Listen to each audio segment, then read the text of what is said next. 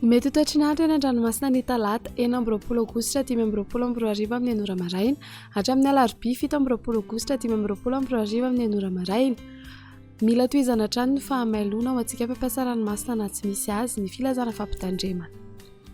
Ho an'ny morontsiraka atsinana ny tanjona bobaometra any amin'ny tanjona angotsy anorana malefaka indraindraina any amin'ny farany ifepitaona ho avy atsimo na atsimo atsinana nandrifitra ka ho 30 hatramin'ny 40 km isan'ora hahatratra 5 km isan'ora indraindray ny any amin'ny tapany avaratra ny alina.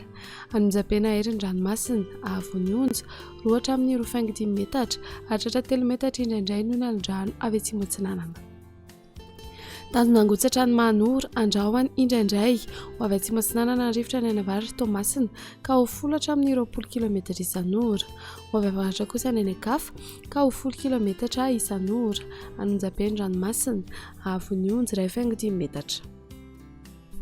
Mahanoratra ny Taolagnaro andrahoana vitsy ho avy avaratra nandrifitra ka ho 20 hatramin'ny 30 km isan'ora hahatratra 40 km isan'ora indraindray any amin'ny tapany atsimo amin'ny fiandohan'ny ifepitaona ho avy atsimo kosa izany any atsimo ny Vangaindrano any amin'ny farany ifepitaona ka ho 10 km isan'ora. Anonjapeny ranomasina ahavon'ny onja andidina ny 2.5 metatra.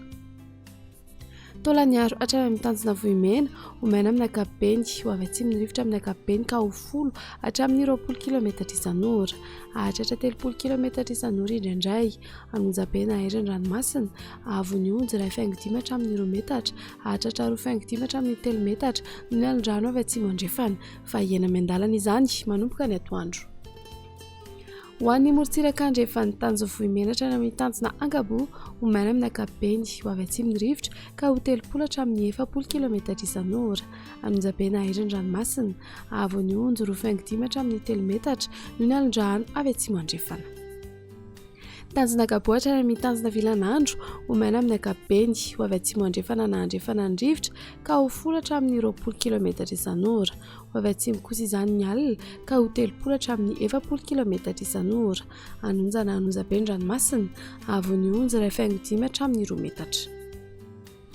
Tanjona Vilanandro hatrany Analalava andrahoana vitsy ho avy atsinanana na atsimo atsinanana ny rivotra ny maraina ka ho 30 hatramin'ny 40 km isan'ora ho avy andrefana kosa ny atoandro ka ho 10 hatramin'ny 20 km isan'ora.